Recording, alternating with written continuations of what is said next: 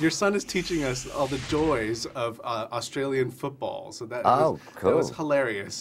He's so into sport now.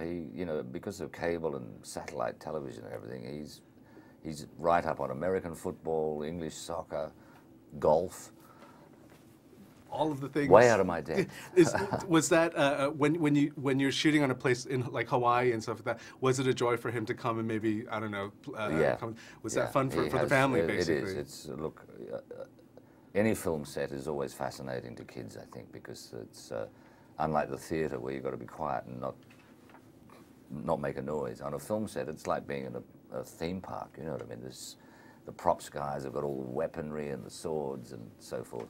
But particularly being on a pirate film set. I was just going to say, this seems to be the best kind of theme park. You do. I mean, it's fun for us. I look around some days and you see 80 pirates, a mixture of Caucasian and Asian and Hispanic. You know what I mean? It's insane. And they're all on cell phones in their pirate outfits. It's pretty funny.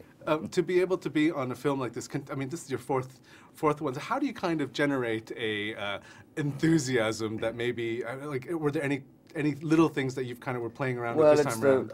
Look, the reason I think everyone finds it still fresh and it's like we're back at the first day of school again is because the writers keep giving us wonderful new material to play with. You know, I think if it turned into a sausage factory, everyone would say, look, I don't really want to do this anymore, you know. I mean, Jerry Bruckheimer was explaining that in the press conference today, saying, you know, as a producer, and I think he has a very good instinct, he said, if you don't have a highly sophisticated, entertaining script, you're not going to make a really interesting, entertaining movie. And so with this, I would have thought, after the trilogy, that the writers had explored every possible thing about pirates, the legend, the history, the mythology.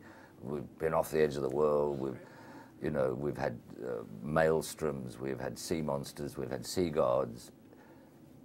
Who would have thought of mermaids? It did seem like, when I was watching this film, it felt like you were having a ball with the dialogue, the way you're pronouncing things. I mean, it was just, I was giggling quite a bit whenever you came on screen. So, I don't know, was there... Yeah. Barbosa is supposed to actually be scary. It worked for some. No. I think there is a humorous dimension to him now, because putting him into a situation as an act of survival, really, of crossing the line and working for the king. I did have personally a lot of fun finding how much he takes to it like a duck to water, ridiculously so. Like, he must have asked King George II to give him that stupid wig. And do you mind, sire, if I wear a little courtly makeup? I won't touch my teeth. It also seemed like you were a bit of an exposition man in this film. Sure.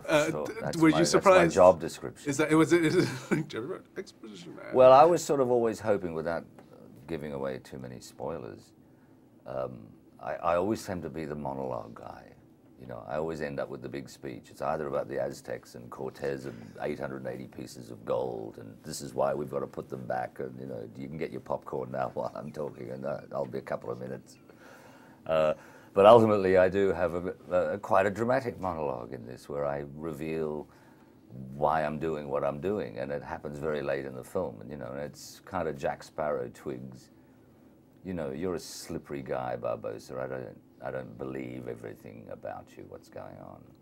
Okay, give me 3 minutes and I've got a monologue. Hold up, I got to work with Johnny Depp over and over again. Is it fascinating for you to see him kind of try different things each time? I mean, it is a different performance than what we've seen in maybe 3 or 2, you know, things like that. So, yeah. is it a joy to watch fellow actors? Absolutely, kind of? Of course. Look, you know, I mean, I see all the other things that Johnny does, and I'm kind of in awe of the versatility. It's only 1 or 2 people in a generation that come along where you think, you know, a bit like Brando, where you suddenly think he's doing On the Waterfront, and he's doing Julius Caesar, and he's doing Guys and Dolls.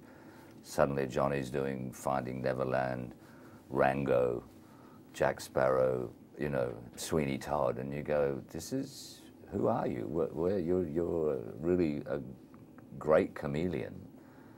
But I think in Pirates, he's sort of found his basic clown, you know, almost like, you know, how Keaton or Chaplin had their tramp, or they had the stone-faced guy. I think Johnny's got mad Jack Sparrow impulses coming out of some back chamber of that strange mind. But yet, every time I talk to you, you're in a role that's almost very, very diverse from the last one I chatted with you with. And so, do you find that do you have like a safety character that you come back to? Would this be one? I like to work with kings called George.